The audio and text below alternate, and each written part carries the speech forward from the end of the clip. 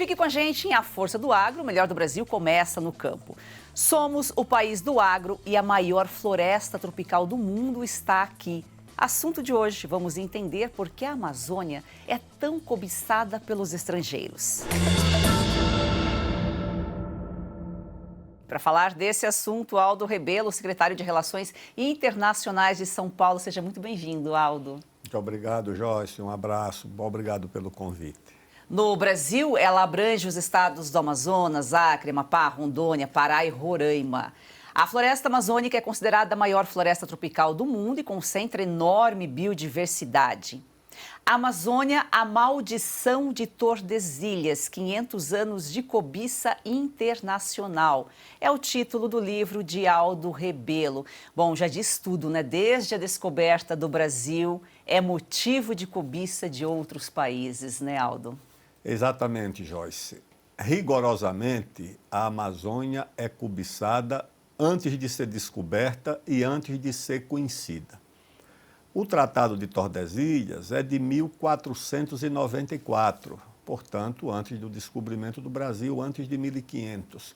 Portugal e Espanha não tinham certeza da existência dessas terras quando fizeram um acordo de divisão do mundo, e o mundo foi dividido pelo Tratado de Tordesilhas da seguinte forma: haveria esse meridiano imaginário, a oeste do meridiano as terras seriam espanholas e a leste do meridiano seriam portuguesas.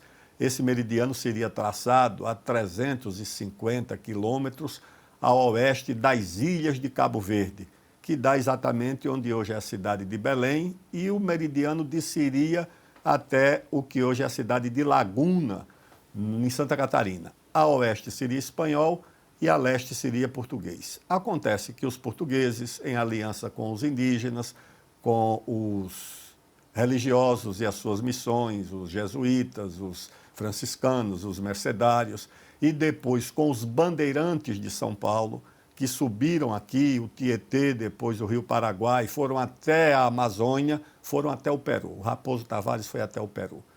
E ocuparam uma faixa muito grande daquilo que seria terra espanhola. Claro que isso permaneceu como uma disputa entre Portugal e Espanha, no primeiro momento, nas terras do que hoje é a Amazônia. Essa disputa depois foi feita com os holandeses, o que restou foi a Guiana holandesa, lá, nossa vizinha, no norte do Brasil. A Guiana francesa, que hoje continua lá como uma possessão, um domínio francês de ultramar, e a Guiana inglesa, que hoje é apenas Guiana, onde tem esse petróleo da margem equatorial que já transforma a Guiana numa espécie de nova Dubai. E essa cobiça dos estrangeiros foi pelos 500 anos até hoje. Disputas, guerras, mobilizações envolvendo portugueses, indígenas. Eu conto isso aí em mais de 30 capítulos e conto de uma forma bem didática. Episódios e personagens que descrevem e testemunham essa disputa pela Amazônia. E por que maldição de Tordesilhas? Porque os portugueses nos legaram a Amazônia de direito. Em 1822, quando ficamos independentes, a Amazônia veio para o Brasil, mas nunca conseguimos incorporar a Amazônia de fato. Quando eu digo incorporar, é a incorporação demográfica, ocupando demograficamente a região, ocupação econômica, ocupação científica, tecnológica, daí o que eu chamo de maldição de Tordesilhas. E, no fim, o livro traça um panorama do que pode ser a Amazônia, a maior fronteira de biodiversidade do mundo, a maior reserva de água doce do mundo, a maior floresta tropical do mundo, como você disse, e vivendo nessa região a população mais pobre do Brasil, com os piores indicadores sociais, com as maiores taxas de mortalidade infantil, com as maiores taxas de analfabetismo. Recentemente o IBGE publicou por município a taxa de analfabetismo, e a mais elevada taxa de analfabetismo no município brasileiro é exatamente aonde? No município que tem a maior população indígena do Brasil, mostrando que esse projeto para a Amazônia é um fracasso. E a Amazônia tem também os piores indicadores de saneamento básico, de água tratada, de luz elétrica, Portanto, a Amazônia precisa de um projeto de desenvolvimento que combine proteção do meio ambiente com proteção dos interesses e dos direitos da população da Amazônia. Aldo, é uma contradição muito grande e num ambiente tão próximo, a riqueza da Amazônia e a pobreza. Pobreza, como você já colocou aqui, dos indígenas, dos povos que vivem aí na região, numa região tão rica, com tanta riqueza embaixo da terra, coisas que já foram descobertas e que ainda não foram descobertas. Joyce, eu perguntando a um geólogo com grande experiência na Amazônia, sobre as riquezas da Amazônia, ele traduz essa riqueza com uma pergunta: se você conhece a tabela periódica, porque, segundo ele, tudo o que tem na tabela periódica tem na Amazônia. E tudo de forma associada, porque um minério nunca vem isolado, sempre vem associado com outros minérios. Quando você tem uma reserva nacional de cobre, como, por exemplo, essa que tem lá no Amapá, fronteira com o Pará, que são 43 mil quilômetros quadrados, ou seja, maior do que o estado de Alagoas, maior do que o estado de Sergipe, não sei se do tamanho do estado do Rio de Janeiro. Essa reserva de cobre, tem ouro, tem tungstênio, tem fosfato, tem de tudo, porque na formação geológica da Terra, o chamado período pré-cambriano é o da formação dos depósitos minerais. E isso tudo é o que tem na Amazônia. Não se aceita, portanto, que no caso do Amapá, que tem 73% da sua população vivendo de transferência de renda, ou seja, vivendo de Bolsa Família, o governo ou o IBAMA vetem a exploração de um poço de petróleo que podia gerar emprego e renda para a população, enquanto na vizinha Guiana você já tem 11 bilhões de barris de petróleo de reserva já acumulada, enquanto na mesma margem equatorial no Brasil, o governo, via o IBAMA, proíbe que haja o aproveitamento dessa riqueza pela empresa que detém a melhor tecnologia de exploração de petróleo em águas profundas. Muita informação e conhecimento em A Força do Agro. Nós, para mantermos nossa programação, contamos com parceiros. Vamos a um rápido intervalo e já voltamos. Olha só, dica importante para você que sofre com dores crônicas no corpo, tem artrite, artrose, reumatismo, fibromialgia, inflamação ou desgaste nas articulações. Provavelmente está cansado de sentir dores. Quer aproveitar melhor a vida sem dores? Preste atenção neste recado. Eu tenho uma vida muito corrida. Do cinema para o teatro, dos shows para os estúdios. Algum tempo atrás comecei a me sentir muito cansada. Primeiro achei que era só um mal-estar. Depois vieram dores nas costas, nos braços, nas pernas. Eu estava assistindo televisão e um comercial me chamou a atenção. Era sobre um produto 100% natural. Passei a tomar o Ora Pronobis da Vitae Gold antes das refeições. Logo nos primeiros dias eu senti diferença. Aquele peso nas pernas, nos braços, foi aliviando totalmente. Hoje a minha concentração e energia aumentaram 100%. Viram só? E não é só a Lucinha. Tem telespectadores nossos, Renata, que mandam mensagens relatando melhora já nos primeiros dias. E você aí, quer ter esse auxílio poderoso contra as dores no corpo? Você precisa conhecer o Ora Pronobis da Vitae Gold. Seja muito bem-vinda, Renata. Obrigada, Joyce. É isso mesmo. Além de combater as dores no corpo, o Ora Pronobis auxilia no combate à diabetes, pressão alta, colesterol. E além de tudo, o Ora Pronobis da Vitae Gold é aprovado pela Anvisa. Ele é super concentrado na fórmula de cápsulas para realmente facilitar a sua vida. E a gente tem uma super promoção hoje. Opa, isso é bom. Promoção boa, 0800 101 1800. Pode ligar e dizer que você está assistindo a Força do Agro. Você vai adquirir o legítimo Ora Pronobis com 70% de desconto, que já é um descontão. Mas a gente vai te presentear com o colágeno tipo 2, que vai potencializar o efeito do Ora Pronobis nas suas articulações. Então, realmente é a combinação perfeita para viver finalmente sem dores. Ligue 0800 101 1800. Ora Pronobis da Vitae Gold vai livrar realmente você das dores. Ligue agora. É daquele banco. Peraí, a proposta parece boa. Ah, é? Então pergunta para ela se você pode participar das decisões do banco. Moça! E pergunta se o lucro do banco retorna para você no final do ano. E pergunta também se no banco o seu contato é direto com o gerente. Só um minutinho, só um minutinho. Coopera, né, Mário Jorge? A Cocred tem tudo que um banco tem, mas com taxas mais justas e uma forma mais sustentável de atuar. Mais um que tem conta na Cocred.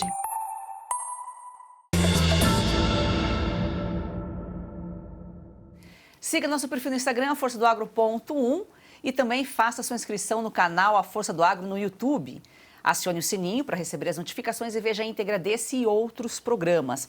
Aldo, a Amazônia sempre foi cobiçada, sempre esteve nas discussões internacionais e o mundo discute mais a Amazônia do que o Brasil. Parece até uma ironia, né? Mas de um tempo para cá que o brasileiro está começando a despertar interesse, mas ainda falta muito, né? Falta essa participação, esse interesse do brasileiro em conhecer melhor a Amazônia, em conhecer esse patrimônio, para a gente ajudar a manter a nossa soberania, manter o que é nosso. E quando conhece, Joyce, infelizmente, conhece da pior maneira possível, que conhece a partir de uma versão, ou se quiserem a palavra da moda, de uma narrativa interesseira produzida lá fora. A Amazônia, ou a narrativa sobre a Amazônia, entra principalmente para o sul e para o sudeste do Brasil, não a partir da Amazônia, mas a partir das versões produzidas nos Estados Unidos, na Holanda, na Finlândia, na Inglaterra, que são as versões que interessam aos grupos que pretendem congelar a Amazônia como um depósito de recursos naturais para os países industrializados. Por quê? Eu passei no ano passado 4 meses na Amazônia. Saí daqui de São Paulo, saí de carro, fui até Palmas, Imperatriz, Marabá, e me estabeleci em Altamira, em pleno coração da rodovia transamazônica, que eu percorri toda, até o fim, descendo pela 163 no Mato Grosso. E o que você vê é uma situação deplorável, de convivência e paradoxo entre a exuberância das riquezas da Amazônia, das possibilidades da Amazônia, e, ao mesmo tempo, a pobreza de conhecimento e de iniciativas. Você ter a China produzindo mais peixe amazônico do que a Amazônia é uma coisa inaceitável. Você não pode aceitar uma situação dessa. E organizações não governamentais que constituem um verdadeiro Estado paralelo na Amazônia, governam de fato a Amazônia e governam de dentro do próprio Estado Nacional Brasileiro, porque governam de dentro do Ministério do Meio Ambiente, de dentro da FUNAI, de dentro do IBAMA, de dentro desse Ministério das Populações Indígenas, que na verdade são controlados politicamente, ideologicamente e tecnicamente pelos interesses dessas organizações financiadas do exterior. E você, naturalmente, quando chega aqui essa versão, é como se na Amazônia não houvesse uma população que tem direitos, não houvesse a possibilidade do desenvolvimento que você tem nos vizinhos, como é o caso da Guiana, e como se a Amazônia tivesse que cumprir aquilo que um embaixador brasileiro, nos anos 70, o embaixador Araújo Castro, acusou os países ricos de, na verdade, desejarem o congelamento do poder econômico do mundo. O embaixador Araújo Castro dizia o seguinte: o congelamento do poder militar já houve com o Tratado de Não Proliferação das Armas Nucleares, que deu o monopólio das armas nucleares para um grupo de 5 ou 6 países. E aí ele dizia: agora vocês querem o congelamento do poder econômico, o congelamento do poder militar já foi alcançado, e agora vocês querem o congelamento do poder econômico, transformando o mundo em 2 grupos de países. Os industrializados, que já alcançaram a industrialização, e tudo bem. E os que não alcançaram e que não podem alcançar, porque isso seria uma ameaça ao meio ambiente. O desenvolvimento dos que já tinham se desenvolvido não era ameaça nenhuma. O desenvolvimento dos que não tinham ainda alcançado o desenvolvimento, isso seria uma ameaça ao meio ambiente, e esses que não tinham se desenvolvido eram os países destinados a fornecer os recursos naturais e a matéria-prima para os que já estavam desenvolvidos. Não foi isso que o presidente Macron veio aqui? Não é isso que estão agora pautando o Brasil nas chamadas terras raras ou minérios estratégicos? Então estão todos aqui atrás desses minérios que estão na Amazônia. não só na Amazônia, mas principalmente na Amazônia. Então, não é isso que nós devemos aceitar. Isso é o que um teólogo americano chamou de corrupção da virtude. O que é a corrupção da virtude? Você pega uma causa cheia de virtudes, que é a causa do meio ambiente, e, a pretexto de defender essa causa, você defende os seus próprios interesses contra os interesses de outros. Aldo, 4 meses você percorreu lá a região de carro e você esteve inúmeras vezes na Amazônia, desde criança, você é lá da região, né? Se conhece muito bem aquela área e você está mostrando a história da floresta, explorando a importância para o Brasil e para o mundo. Então, essa obra é de um ponto de vista de quem viveu lá, de quem conhece aquela realidade, porque a gente tem muitas obras aí, justamente, como você colocou há pouco, muitas obras financiadas por organizações internacionais e eles direcionam de acordo com o interesse deles, né? Porque eles são os mais interessados lá na Amazônia, né? Ô Joyce, a biopirataria é uma instituição que atua na Amazônia há séculos. Há um livro, inclusive, de um autor americano contando a história do maior escândalo de biopirataria do mundo, que foi o roubo das seringueiras. Ou seja, quando o Brasil produzia a borracha do mundo, os ingleses queriam transferir esse monopólio para as suas colônias asiáticas. Mandaram um agente britânico que se estabeleceu em Santarém, isso no século XIX. Esse homem reuniu 70 mil mudas de seringueiras, subornou a alfândega brasileira, saiu com essas 70 mil mudas, financiado pelo governo britânico, levou essas 70 mil mudas para o Jardim Botânico de Londres. Essas mudas passaram por um processo de adaptação, depois foram transferidas para as colônias britânicas na Ásia e em 30 anos, os 95% da produção de borracha do mundo saíram do Brasil e passaram a ser 95% produzidos pelas colônias britânicas. Isso é contado em detalhes. E esse espião, esse agente britânico, foi condecorado com o título de Cavaleiro do Império Britânico e, quando morreu, teve notas sobre sua morte publicada no principal jornal de Londres. Você acha que isso é uma coisa do século XIX? Não, isso prosseguiu. Isso está até hoje presente, contado em episódios, conversando lá na Amazônia com o major do Exército, da Aeronáutica Brasileira, que era capitão, piloto de helicóptero, que levava equipamentos, vacinas, remédios para as aldeias indígenas. Ele conta que certa vez chegou numa aldeia e o sargento que o acompanhava nessa missão disse: olha, capitão, ali tem um índio muito estranho, muito diferente. Ele, acocorado, já é da altura dos outros índios. É loiro, dos olhos azuis. E o capitão foi conferir, foi dar uma olhada. E estava lá, um rapagão, loiro, acocorado, mas muito comprido. Quando levantou-se, tinha uns 2 metros de altura.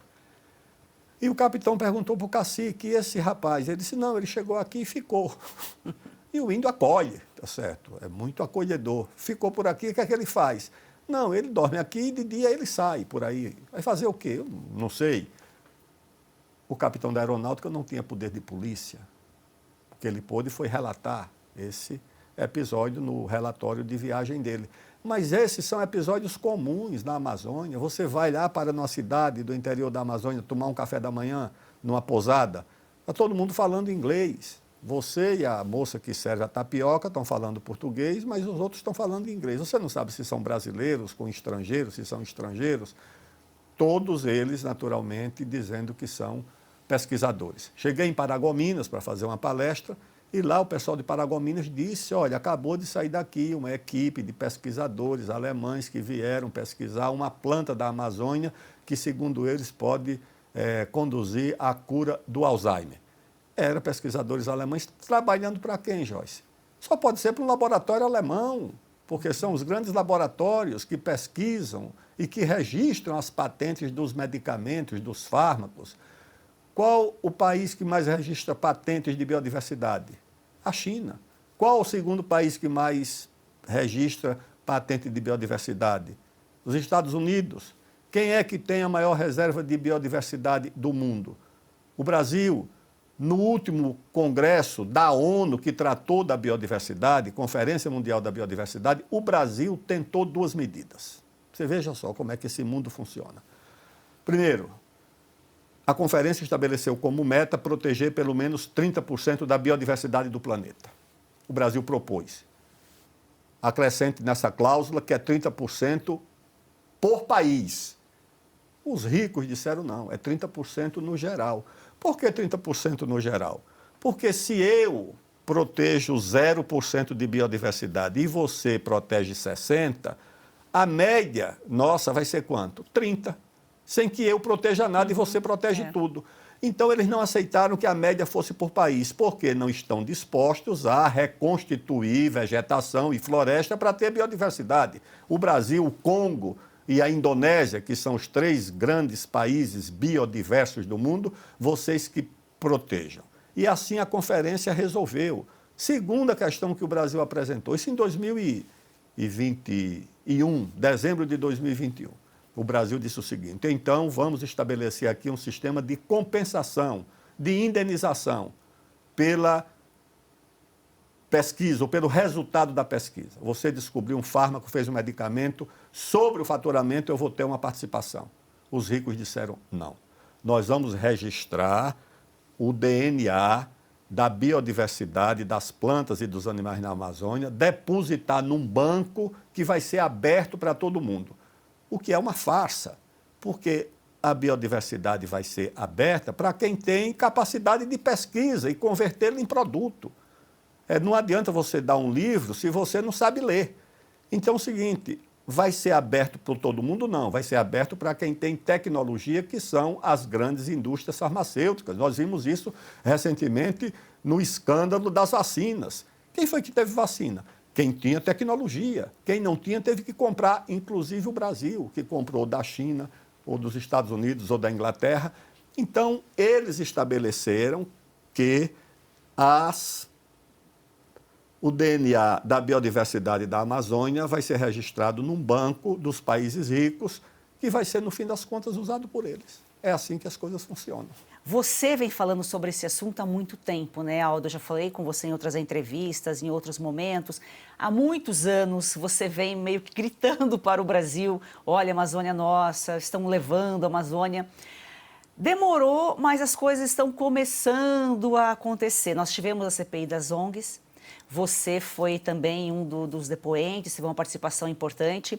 O Plínio Valério se comprometeu a não deixar que todos aqueles absurdos que foram expostos ali morram. Ele se responsabilizou a tomar atitudes. E eu acho que... E o Brasil tem o poder. Quem tem é o povo. A população é a maioria.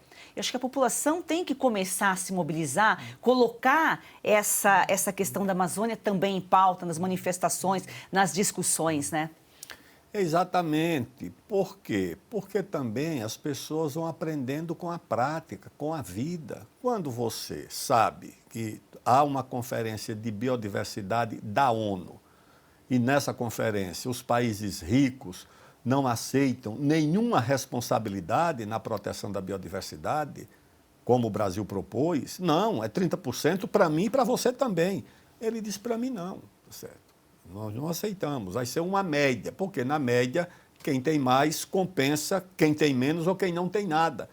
Quando as pessoas sabem que o país que é detentor da biodiversidade não tem nenhuma garantia de uma retribuição, de uma indenização, como tem para os países ricos no caso das patentes. Se os Estados Unidos descobrem um medicamento, ele tem o direito de patente e resta ao Brasil, sabe o quê? Pagar patente se o medicamento é fabricado aqui e pagar patente se o medicamento é importado. O Brasil não tem direito de fabricar. Ele só tem direito de conceder a fabricação para o detentor da patente, que vale por 15, 20 anos, não me lembro bem. As pessoas vão sabendo disso e vão vendo a história, como eu conto, capítulo por capítulo, século XV, XVI, XVII, XVIII, XIX, XX, XXI, os episódios recorrentes onde esses países manifestam o interesse em ter acesso a essa grande riqueza que tem na Amazônia. Aí as pessoas sabem que essa chamada margem equatorial, que são as águas jurisdicionais do Brasil, que começa no Rio Grande do Norte, vai até a fronteira do Amapá com a Guiana Francesa e depois prossegue até a Guiana Inglesa, está sendo explorada pelo petróleo na Guiana Inglesa, que já está sendo chamada de a nova Dubai, que já tem 11 bilhões de barris de reserva, que já tem empresas brasileiras pedindo, eu digo isso porque pediram a mim, para falar com o embaixador da Guiana em Brasília, para abrir uma empresa na Guiana para fabricar fertilizantes. Por quê? Por causa do petróleo mais barato, do gás mais barato, do imposto mais barato e do licenciamento ambiental, que no Brasil se tornou uma aventura quase impossível. Porque aqui no Brasil você absolutizou o licenciamento ambiental. O licenciamento social não existe no Brasil. O licenciamento econômico não existe. Porque quando você faz uma obra, você tem que analisar o risco para o meio ambiente, mas você tem que analisar também o ganho social. Quantos empregos essa obra vai gerar? Se é uma usina hidrelétrica, quantas cidades vai iluminar? Quantos hospitais? Quantas escolas? Quantas moradias? Quantos empregos vai gerar por gerar energia para uma indústria? Esse cálculo ninguém faz no Brasil. Você só calcula o ambiental. E no ambiental, a tendência é você vetar tudo, se você não considera que, além do licenciamento ambiental, deveria ser levado em conta também o licenciamento econômico, os tributos que vai gerar, os impostos que vai gerar, as exportações que vai gerar, as casas que vai iluminar, os empregos que vai produzir. Isso tudo não é calculado, o que é uma coisa completamente absurda. E você deixa um órgão com o poder absoluto de dar ou não licenciamento, sem levar em conta esses outros aspectos. São as organizações internacionais que colocam o agro brasileiro como vilão. E você entende por quê, né? Na verdade, é o protagonista. O Brasil ocupa menos de 8% do território para a agricultura, é o país que mais tem potencial aí de crescimento. Mas, como disse o Aldo, e nós sempre abordamos aqui, esses países querem que o Brasil pague a conta deles. Eles não têm mais onde preservar, eles querem que o Brasil arque com a responsabilidade deles. Nós vamos a um rápido intervalo e já voltamos com mais informações. Bom, vamos falar de um assunto muito sério que já acomete mais de 10% da população brasileira, a diabetes. O consumo excessivo de açúcar já é considerado um mal da atualidade e tem sido associado a um aumento significativo nos casos de diabetes tipo 2. Mas aqui ao meu lado está o César, que vai conversar com a gente sobre esse assunto sério, mas vai trazer uma boa novidade, uma boa notícia do mercado que vai nos ajudar a controlar essa doença. Seja muito bem-vindo, César, em A Força do Agro. Olá, Joyce, muito obrigado. Olá, e esse é um assunto de interesse de todos. Pois se você não tem problema com essa doença, alguém muito próximo a você está passando por alguma dificuldade relacionada a esse mal no Brasil. 1 a cada 10 pessoas já sofre com essa doença, como a Joyce já citou. O Brasil é o 5º país com mais incidência de diabetes e o 2º no mundo em número de mortes, gente. Por diabetes é um número alarmante. E para quem não sabe, o açúcar é sim, em excesso, pode provocar lesões em todo o corpo, incluindo olhos, rins, vasos sanguíneos, coração, nervos e ainda dificuldade para cicatrizar feridas. Tudo isso, Joyce. Nossa, que coisa, né, César? Mas a boa notícia é que a Força do Agro trouxe para você a parceria com a Brasil Vida, que tem uma novidade pensada especialmente para melhorar a saúde dos brasileiros. O Bem Glico. Conta pra gente, César, como funciona? Bom, o Bem Glico, você vai encontrar ativos naturais que atuam em conjunto para controlar e prevenir a diabetes. São ativos como pau-tenente, cajueiro, jambolão, berinjela, alcachofra, vitaminas B1, C, D e E, magnésio, picolinato de cromo, que ajudam a controlar de forma natural os níveis de açúcar no sangue. Então, já pega o seu telefone e liga para 0800 552 5200, adquira o seu Bem Glico, que é um suplemento essencial para o organismo no tratamento de diabetes, obesidade e colesterol alto. Ligue agora. Vamos lá então, 0800 552 5200 e já peça o seu. Brasil Vida, prazer em cuidar bem. Aldo Rebelo, hoje aqui com a gente, falando sobre o Livro da Amazônia, um projeto que estava aí há muito tempo sendo desenvolvido, né? Agora, vamos falar um pouquinho sobre a Conferência Internacional de Segurança Alimentar. Também uma iniciativa sua, foi realizada há pouco tempo em São Paulo, reuniu grandes nomes do agro, pesquisadores. Nós já fizemos um programa sobre esse assunto, você pode ver aqui no canal A Força do Agro. Aldo, foi uma excelente iniciativa e a gente tem que fazer isso, né? É uma agenda positiva para combater aí as notícias erradas, para combater a desinformação, né? Porque o que existe, ou existia, na verdade, Joyce, é uma tentativa, não só no Brasil, mas no mundo inteiro, de criminalização da vida, de criminalização da produção de alimentos, de criminalização do combate à fome. Não tem como você combater a fome, nem dar segurança alimentar às pessoas, que não seja na agricultura. Quem é que produz alimentos? Infelizmente, uma fábrica de automóveis não produz comida, nem uma fábrica de computadores, nem de celular, nem de chapéu, nem de televisores. Só há um tipo humano capaz de produzir alimentos. É o agricultor e o criador. Se você não tiver um sujeito numa roça plantando milho, feijão, fava, arroz, ou criando uma vaca, um carneiro, como é que você vai ter alimento? Ou criando uma galinha, fazendo piscicultura, como é que você vai ter alimento para sustentar bilhões de pessoas, como disse o representante da Índia? Todo dia 1 bilhão e 400 ou 500 milhões, todo dia de indianos tem que levantar e tomar café da manhã, almoçar e jantar. Nós estamos aqui na cidade de São Paulo, 12 milhões de habitantes. Nós temos uma produção agrícola, mas é insuficiente para alimentar uma cidade de 12 milhões de habitantes. São Paulo, toda de manhã, toma café, almoça, vai jantar. Os paulistanos não vão precisar de um médico todo dia. Uma vez por outra vão precisar de um médico, de um advogado, do engenheiro, do enfermeiro, do mecânico, de um soldador. Isso é de vez em quando. Agora, do agricultor, eles precisam não só todo dia, mas 3 vezes por dia. E esse agricultor está produzindo lá com todos os riscos do ambiente, do clima, da chuva, da seca, da praga, e ele ainda é atacado como se fosse o vilão do país. Não, isso é inaceitável. Não, essas pessoas têm que ser, em primeiro lugar, protegidas, reconhecidas no seu esforço. A segurança alimentar é uma coisa muito grave, tanto é que a ONU criou um órgão especialmente para isso, para cuidar da agricultura e alimentação, que é a FAO, que, aliás, escolhi o presidente brasileiro dessa organização, que foi o médico Josué de Castro, para batizar a nossa comissão, e homenageamos o Alisson Paulinelli.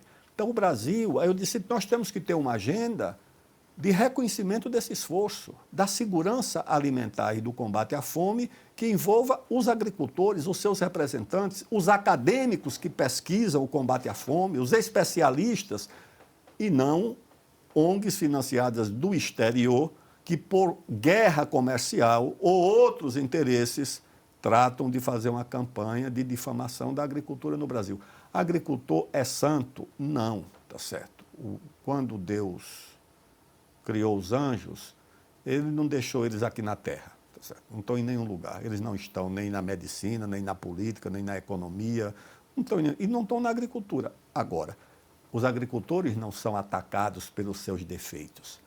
Eles são atacados porque se constitui numa ameaça para concorrentes internacionais do Brasil, tá certo?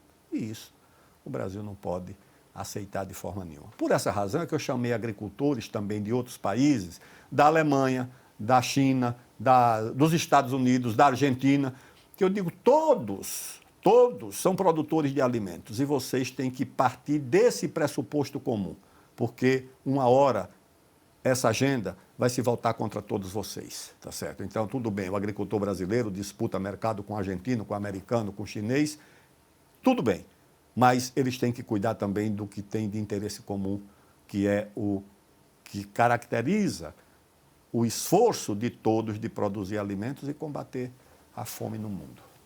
E pior, é o brasileiro que embarca nesse discurso errado aí e critica o agro. Se você comeu, bebeu, está vestido, é graças ao agro. Pergunte ao especialista. Se você tiver alguma dúvida e queira perguntar para o Aldo, você vai gravar um vídeo com o celular na horizontal, com a sua pergunta, o nome, a cidade de onde nos acompanha e manda para a gente. O WhatsApp para enviar o vídeo é o DDD 11 94233 2454. Então, pergunte ao especialista. Aldo, prazer sempre recebê-lo aqui. Muito obrigada. Prazer, Joyce. Muito obrigado a você. E agradecemos a você que nos acompanha diariamente. Siga o nosso perfil no Instagram, aforçadoagro.1, e venha com a gente fazer do agro e ser campeão brasileiro uma paixão nacional.